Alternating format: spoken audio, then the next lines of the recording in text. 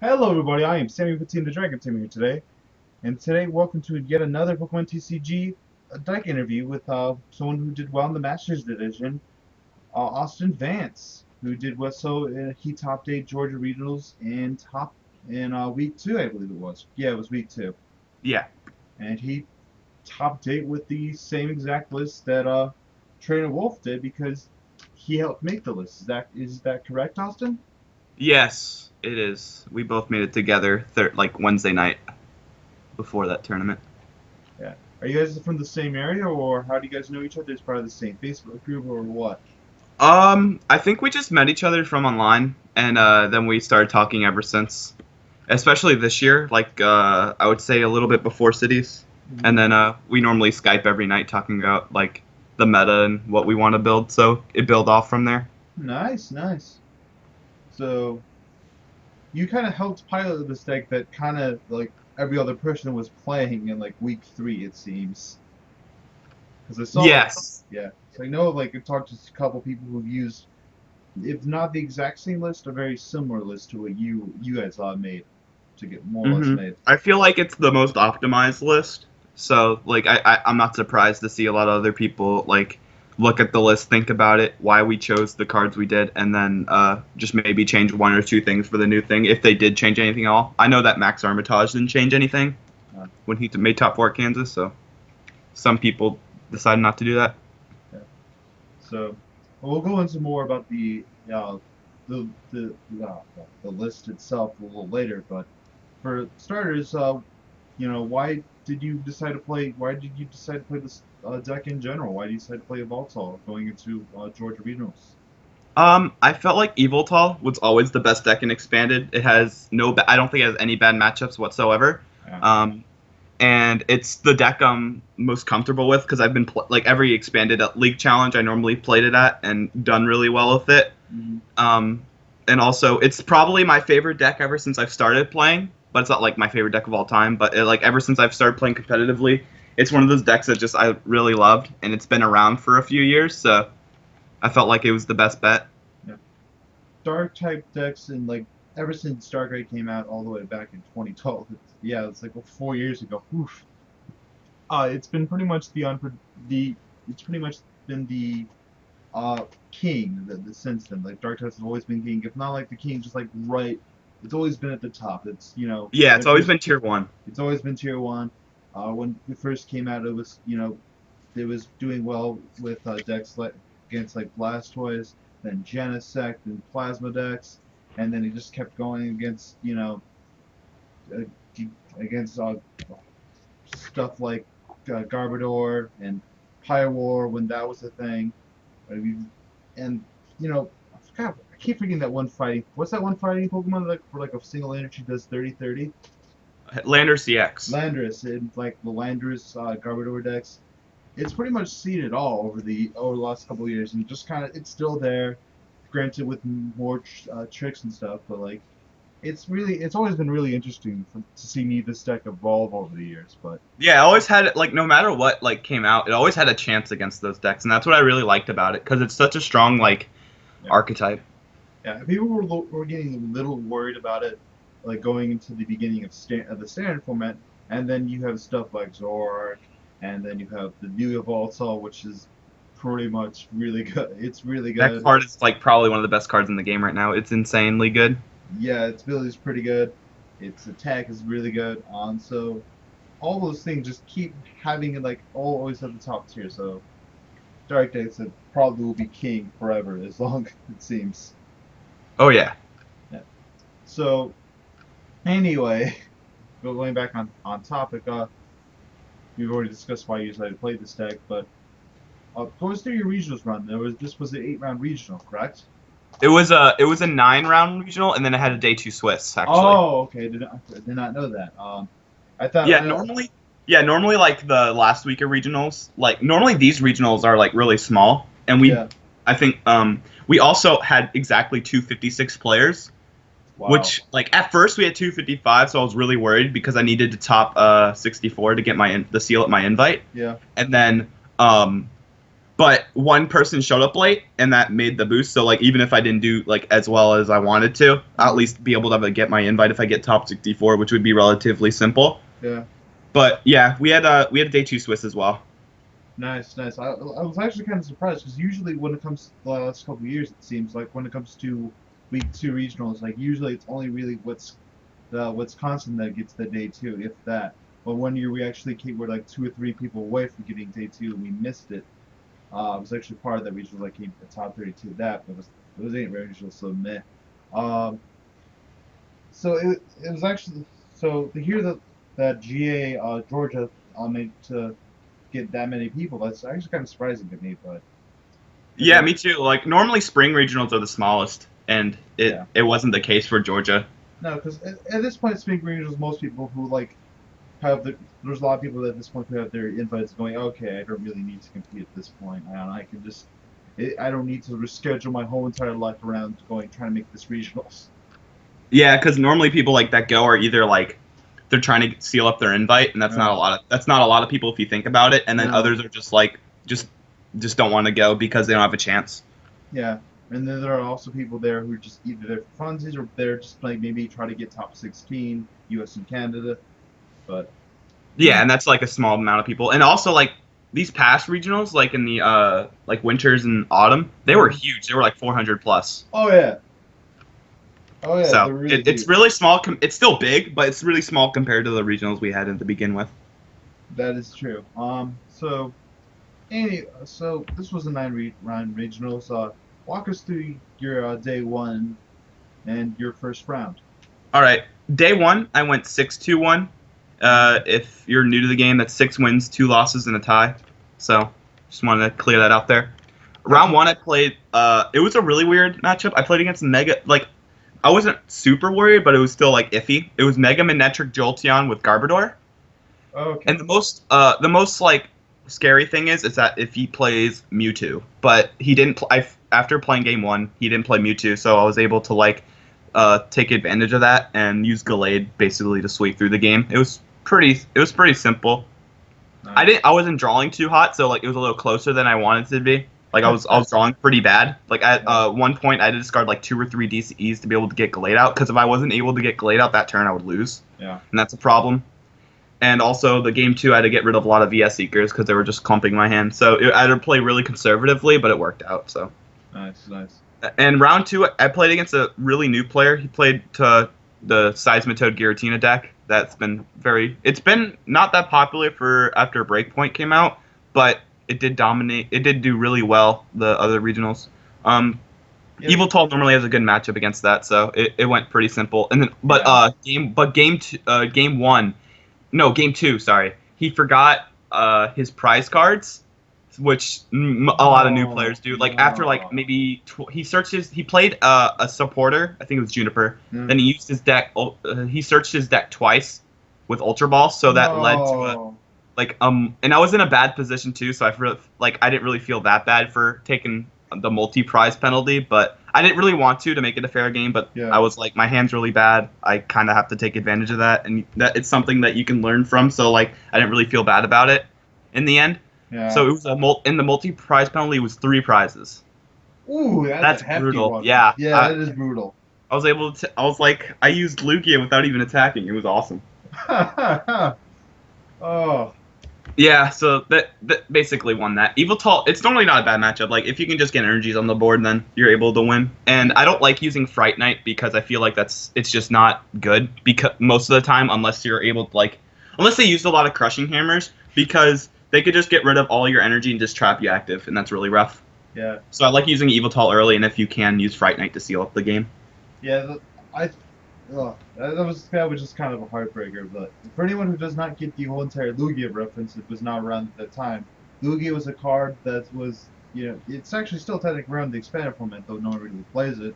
That has an ability that lets you take 3 prizes if you take a knockout with it. On an EX, yeah. It has like the ability. If you know what Delta Plus is, like on Articuno, it has that as an ability. Yeah, basically.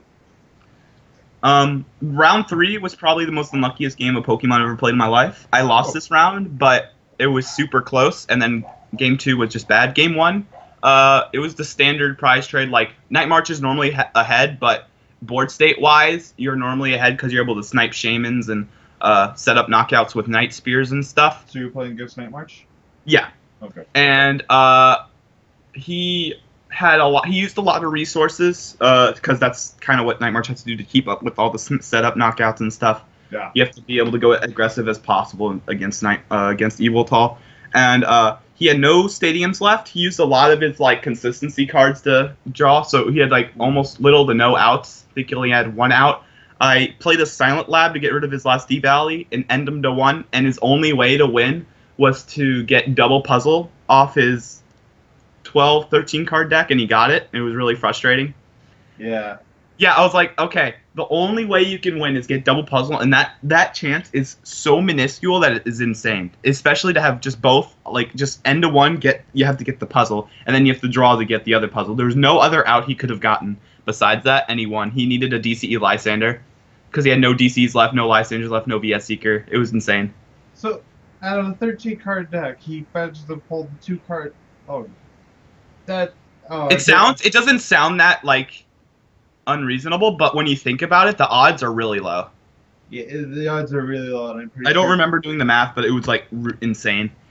It was greater than a 1 in 100 chance, from what I recalled. I think it would be like more like 1 in 200 shot.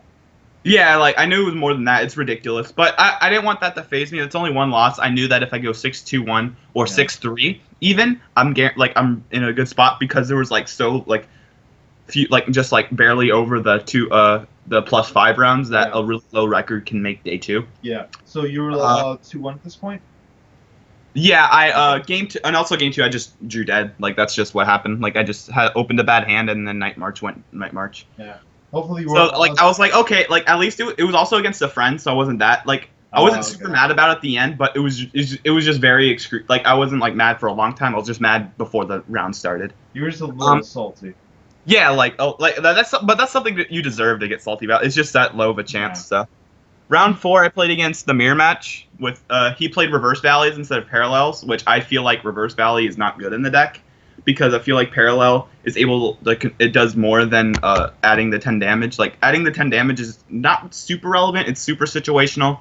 So I was able to. One cool play I made is I was able to parallel and get rid of a Pokemon that he Fright Knighted. So he Fright Knighted my Shaman, so I paralleled it away, so it nullified his turn. Yeah. And I was able to Fright Knight, and then he's behind in the game. So it's like basically no matter what, I'm always ahead of the. Because like it's most of the time it's like whoever gets a Fright Knight first wins the matchup. Yeah. But if you're able to disrupt that or like do some sick play, then like which is super unlikely, that you win the game. So I was able to nullify that and go from there. And then Fright Knight was able to sweep, and then Yveltal EX, obviously. It's cool because, like, the only out they have to like, the mirror match has to deal with Fright Knight is Yveltal EX. Mm-hmm. And then once they bring up that Yveltal EX, you kill it with your Yveltal EX. It's really cool. So that's basically what happened in both games. Round 5 was probably the luckiest game of Pokemon I've ever played against Vespiquen Flareon. I opened, I went first, game 1, I opened Computer Search, Battle Compressor, Ultra Ball. And was able to get turn 1 Archeops Silent Lab both games. Ooh. So he could literally do nothing. Like there was like, it was just a slaughter fest. It was also against someone I know. He's a Florida player that like basically invented Flareon. If you know him, Grafton Roll. Yeah, I've heard of him. Yeah, he had basically invented Flareon, and I honestly like it was super deserving. He was so mad. Like I was honestly like I was surprised. I just like was able to like just draw that well. It was insane. Like I felt like it's a lot closer of a matchup if it's like if you both draw like decently. Yeah. It's still slightly in your favor for Yveltal, but it's still closer. Yeah, just because they have to do a tad bit more than you do, so that they can get around the Archeops. Because the problem is like it's hard to get a lot of Pokemon in this card when you have to evolve a lot of Pokemon before Archeops is on board. Right. And he only runs one stadium, so it was a forest of giant plants. So if you're able to get that once, it's really tough. Round 6, I played against Jeremy Gibson. He got top 4 at the event. I wasn't really weird, like I wasn't drawing too well, but I knew that I was like there was a couple turns where I could come back. But he was playing the Yveltal Max Elixir. it's kind of like Turbo Dark and Yveltal Maxis combined, because he plays the Silent Labs and the Reverse Valleys. He plays a 1-of Darkrai, more heavy on Yveltal EX engine. Yeah. It's really cool. And he played a Mewtwo as well, which really was annoying. So it's like Gallade is like just taking 2 prizes. Game 1 was really close. I was able to last turn of the game was able to set up knockouts with Fright Knight. I had 2 prizes. I had 3 prizes left, but if he wasn't able to get the knockout on my Keldeo on the bench with the energy, then he would have won. But like he did this crazy play, like which was super likely for him to have it in hand because he had like a 9-card hand and like 8 cards left in deck. So like it was it wasn't super Luxacky. It was just insane. He only used 1 Dark Patch and he triple Dark Patched. Attached an energy, Lysander my Keldeo with the energy, and killed it with his Yveltal EX for the game. And I was like, dang. Next turn, I was able to, had a Mewtwo active with a DCE, so I was able to like attach another energy because I already had damage on it. Yeah. I can attach an energy, Lysander, and kill that, and then he has no energy on the board, and then I'll be able to kill a Shaman next turn. Yeah. So like it was really close. It was, and then game 2, I think, he played Silent Lab turn 1, and then my hand was like just no other stadium and a Shaman and a Jirachi, and I started Jirachi.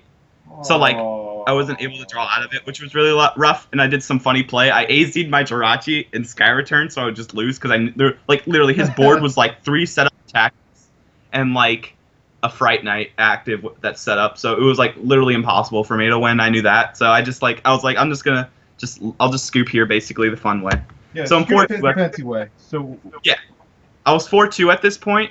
I wasn't mad. Like it's just how it is. Like games of Pokemon, you can draw bad sometimes. Right. And I knew the deck was super consistent. It just happens. Like when you play that many rounds of Pokemon, like maybe once or twice a day. Yeah. Well, that will happen. So I knew I got those out of the way. Round 7, I played against Turbo Dark. It was pretty simple. The deck relies on having a lot of bench Pokemon. So Parallel City super disrupts that deck. Also, Fright Knight and Gallade helps a lot. And Silent Lab, so they can't like alternate through like just switch through attackers constantly. So it's really hard if they can't do that. And I was able to set up knockouts, take 4 prizes with Gallade. It was nice until it died, both games. And then I was able to Evil Ball for the last 2. That's basically how the match. Like I think the matchup's pretty simple as long as you're able to get Gallade out. Yeah. Then it becomes like a super 50-50. Round 8, I played against probably the it's not. I don't like people say it's favorable for Rayquaza, but I completely disagree. I think with 2 Silent Labs and Parallel Cities, you beat that matchup pretty handily. I think it's a 6-4. I think it depends on the Yveltal list, and I think you're. Yeah, but sometimes you know how like Getsis is in format, so that can just completely throw everything out the window. So game 1, I Getsis Silent Labbed him, and he just drew nothing, and then he did the same. He didn't Silent Lab me obviously, but he did the same thing to me. Game 2, he Getsis me out of everything, and I just drew pass. So that's, Expanded has that dumb thing. But game 3, I went first. I was like, okay, if I can Getsis him this turn, and if I can get a Getsis Silent Lab, I just win. But I whiffed the Silent Lab, but it definitely did set him back, though, because he wasn't able to get a knockout. Right. Which is, like, even if you can't get the Silent Lab, it's still, like, more than likely they won't be able to, like, have a huge explosive turn, and he didn't. So it was a lot closer of a game.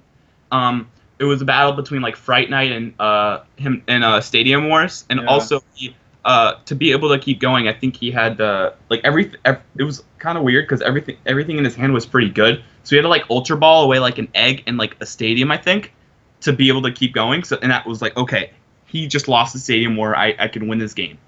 And then he got like a Rayquaza so he can attack.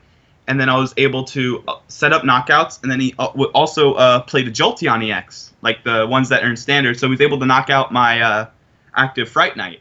So I was like, okay, this is really weird. I only have like 2 VS Seekers left, and I have to try to. And I have like a maybe 15 card deck, so it's like it's reasonable if I don't hit it. Able to Shaman into it, VS Seeker, kill a Jirachi for game, and I was like, okay, that would have been bad if he was able to run rampant with Jolteon, because Jolteon's such a good card. I think being forced to Lysander around it makes it like one of the scariest Pokemon in the game, especially for that matchup. And if I'm not able to get out Gallade, it's rough. I think Jolteon is kind of like to me Jolteon is not really as good as some people think it is. I think to me it's not so much as good as so much as like you kind of have to respect it. You have to respect its attacking and have to know how to play against it. That's how I feel like. Yeah, because like if they can get a Jolteon out when you used a lot of resources like late game, like if you don't have many outs to Lysander, then it's really good. But I think it's still a really good card nonetheless. It just makes you be careful when you know it's in the deck. When I Right. saw Lightning Energy, I knew it was Rayquaza Jolteon, even without him putting it down. Because why else would you play Lightning? Because you could play like Water or Grass if you're playing Carnivine. Yeah. I won that. It was kind of close. Like it like prize wise, it was close, but board state wise, I was winning the whole game. Like it was like I knew I was gonna win after after a while, because Parallel being like once they have to fill up their bench to kill a Fighting Fury belted EX, then you parallel them, make them discard Pokemon over and over again like twice. It's really rough to deal with, and I was able when he ran out of stadiums, I was able to parallel him, so there's literally no way for him to not win. Yeah. So I knew that, like, even with Jolteon, I'm like, okay, I just eventually will draw into the Lysander and win. So that was round 8. I'm 6-2 at this point, and I knew I can ID. So round 9, I played against my friend John Orgel. Oh, okay. He's playing Toadbats, and we decided to ID because we knew we were guaranteed. And it's probably it's a super like close matchup, so we don't know who would win. But I think with Parallel City being able to reduce the damage with Toad, I think I have a slight edge. But Toad always can pull out shenanigans with Quaking Punch and locking you. Yeah. So we didn't want to take this. We didn't want to take that bet, and so we just ID'd so we can both get a decent amount of points going in. And since we're pretty good friends, we don't want like to knock someone out, because there was a couple 6-3s that whiffed, but most made it in. Yeah, I think if I were you, I think if I wasn't playing in front, I probably would have played that last time. Right? Oh yeah, I would have played it out if it was someone I didn't know. Yeah, so that we get, because at this point you're pretty much in, especially if you look at your resistance. Go, okay, my resistance seems pretty good right now. Yeah, my resistance was really good. And so I feel like so I feel like I would have probably wanted to play it out just so I could, give myself more points, go 7-2, and make it myself a little easier for me to go into top 8 and after. Oh yeah, I completely agree with that. But that's what I would have done if it was someone I knew. But I wanted to give us, it was cool because we both made top 8 that day as well. Hey, I probably would have done the same thing too. Exactly. So, yeah. So you go into top 32. I'm guessing you're pretty happy at this point. Yeah, it secured my Worlds invite, so I didn't care how I did. But then I realized, like, a little bit after that, I'm like, I'm probably going to need a stipend so I can pay for my plane ticket at Worlds, so I'm going to try to make top 8. Just so you can get a little extra money. Mm-hmm. All right, so how did your day 2 go for you? I thought it was fine. I played against a lot of, like standard stuff, but more than I thought. I played against 3 Night March, Vespiquen Flareon, and the Trevenant weakness policy thing that won as well.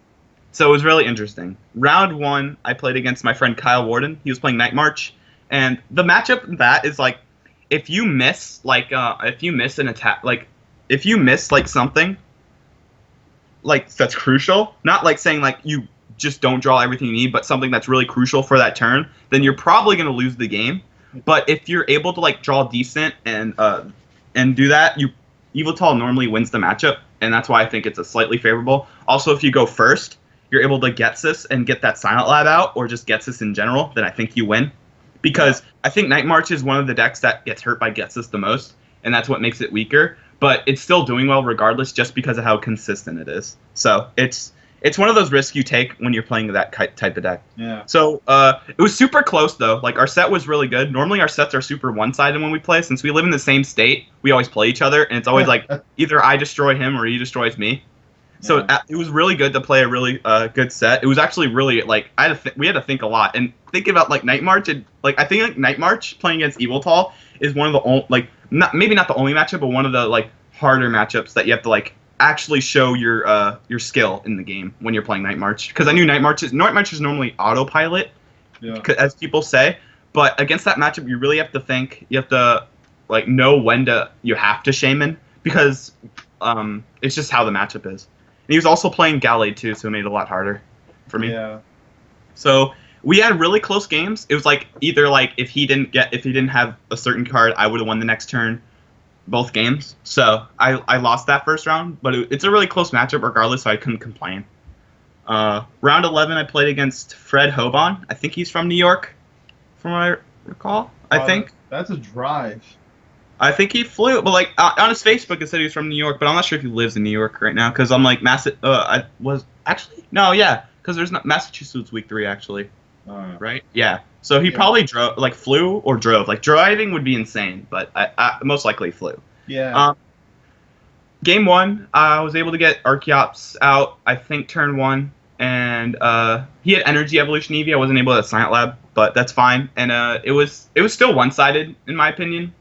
So I was able to take that. Game two, I wasn't able to get Archeops out, and he opened like some ridiculous hand, like where he Junipered like away like 5 Pokemon twice, and it was like, oh well, if he's able to do that, I feel like he just wins, and he's able to get a crap ton in this card.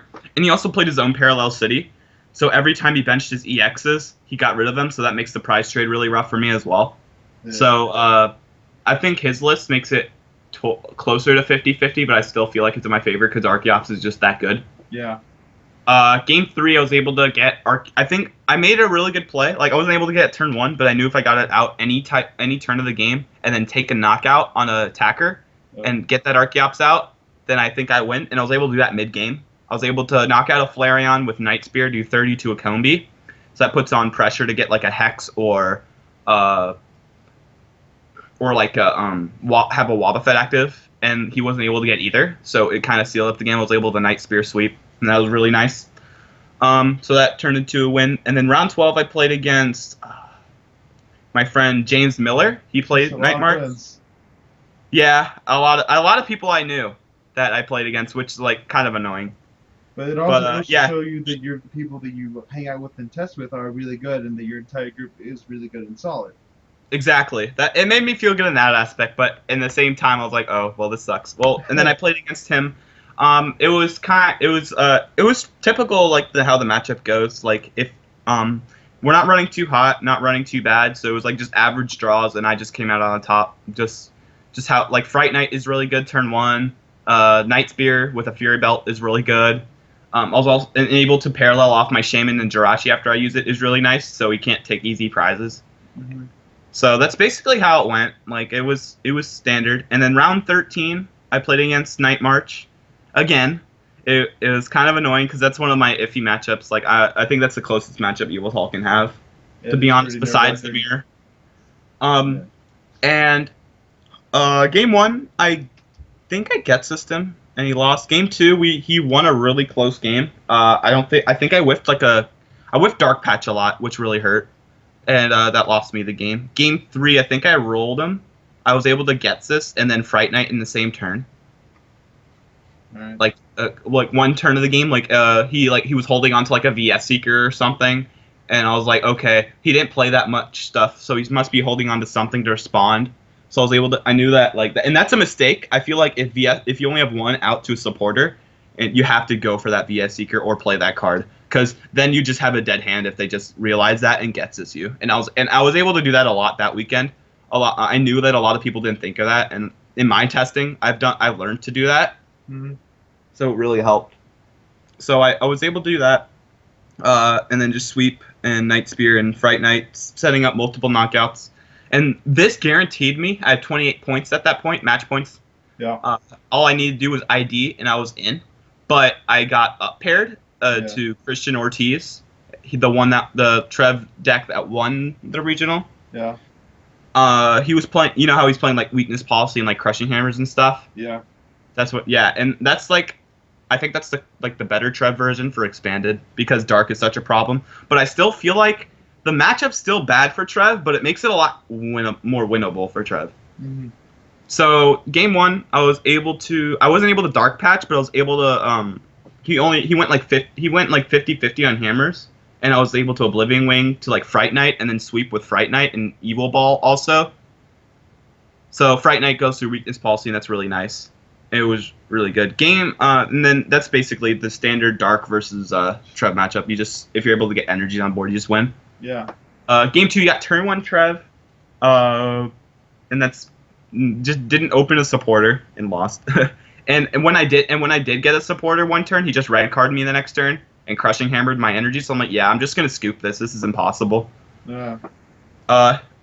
Also, he had like 33 match points. But then I realized, maybe mid game one, I realized why he was playing it out, so he can knock out his bad matchup and so he doesn't have to play against it and cut. And that made a lot of sense to me. I was really confused why he did it, because I'm like, why don't you just guarantee yourself and cut, like, guarantee a dark? And I was like, oh, guaranteeing a dark and cut is not a good idea. Yeah, So he was guaranteed as it is, so might as well just try. So it made a lot of sense. And then game 3, I was able to Getsus him turn 1, because I knew that once I think like Getsus turn 1 is way stronger against that deck than other Trev decks, because they rely on the red card hammer strategy when they get the Wally and stuff. Yeah. So I knew that my energies were safe if I Getsus that turn, because he needs the Wally that turn. And then I just gets him in nothing. I was just able to attach 2 energies and win. So you're at the 31 points there at this point, correct? Yes. This was what round? Like around 13? You just That was round 14. Oh, that was round 14. That was my last round. Okay, so yeah, I think at 29 points probably was a little risky. So it was guaranteed. We knew it was guaranteed. Oh, okay. You did the math and all that. 128 made it. It was weird. Oh, okay. Usually because there were so many, like only a couple people had like 20 points or higher. Like I think it was like 5. Everything else had 19 or lower. Wow. It was really weird regional. So basically, everyone was like, a lot of people or ID'd the something last like that. round instead of playing it out. wow. So that is interesting. So you were guaranteed. So basically, by beating your opponent there, you basically got a higher seeding. So how did the higher seed turn out for you? It was against another Night March, but it was different. It wasn't. It was playing Mew EX in a Robo sub.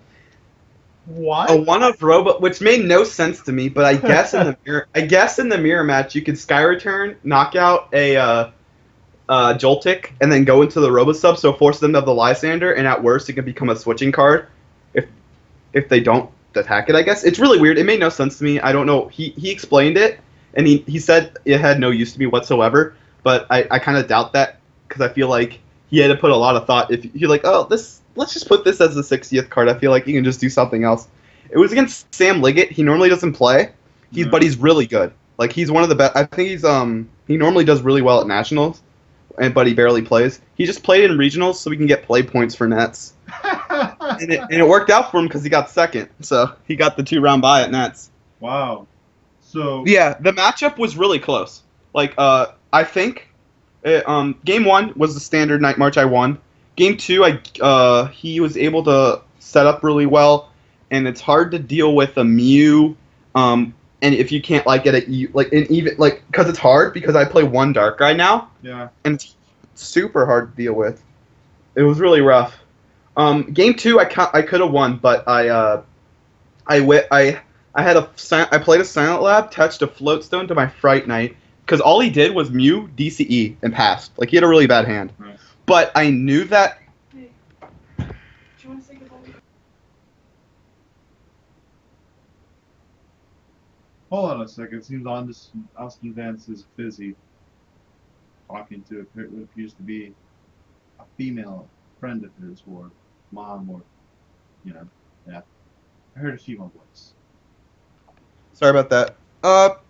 But what's it called? I was able to Floatstone, Silent Lab, so I was able to retreat, and then I knew that Which was a clever play, by the way. waiting for because I had nothing else. Yeah. Like I wasn't getting board state, so I knew that if he drew out of getting a supporter, then he would be on the edge. I had nothing else. My hand was just N and garbage. So I end him because I knew that if I just get a Dark Patch, I win. But I whipped the Dark Patch, and it was okay. And he also didn't and I knew that the worst he can do is knock out a non-EX, and then I could just respond with an EX knockout, and then I was able to win the trade. But I knew that time was getting really close, so I knew that wasn't a bad strategy. But he Wait, how much time was so in top he was- 8 for Georgia? it was 60 minutes, unfortunately. Yeah. So what? Sorry. I was just gonna say that some of the regionals I've watched, I think the one that was being streamed at Massive was 75 minutes, or something like that. Yeah. So that was unfortunate that you had not as much time as you probably would have liked. Mhm. So yeah, continue. Yeah, I knew that. I knew game 1 was kind of long, and then game 2 was gonna be a little long. So he was able to win a fast game 2. So I knew Like it was basically back and forth from Yeah. then on there. He game 3 we probably had like 5 minutes left, and it was really dumb because since the Night March is able to take super cheap prizes and I have to set up knockouts, Yeah. it doesn't really work that way, so I had to go super aggressive, and normally that doesn't really work out. No. But I think that's the only way you can do to try to be ahead on prizes at the end of time. Unfortunately, he wasn't able to do that. He had one more prize than I did, and he was able to win the game because of that. Ooh. So it was, but if it was definitely 75 minutes, I would have won the match. So that's unfortunate, but that's just how it is. You have to play. He played through time really well, and that's just how the matchup is. So I wasn't frustrated. Oh, also game 1, like the turn 1 of that game, I get system, and he had like 4 supporters in hand. I'm like, how is that even possible with Night March? He played 6 or 7 supporters. Yeah. And then, like, also, it was just insane. I was like, well, this sucks. I obviously did it, but I had other supporter in hand, so I knew, like, if I didn't get anything off it, I wasn't completely screwed. But it was just something crazy to me, because the deck is, like, almost all items, which is insane. So, that ends my run.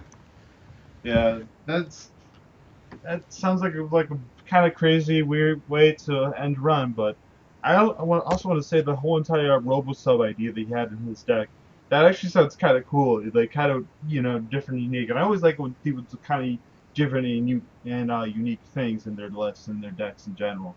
So I thought that was pretty cool. Yeah, me too. I don't know if I actually I would personally add a Robo-Sub in my Night March deck if I were to actually, I would. to do one, but that is kind of a cute idea, really. Yeah, it was really cool. So, all right.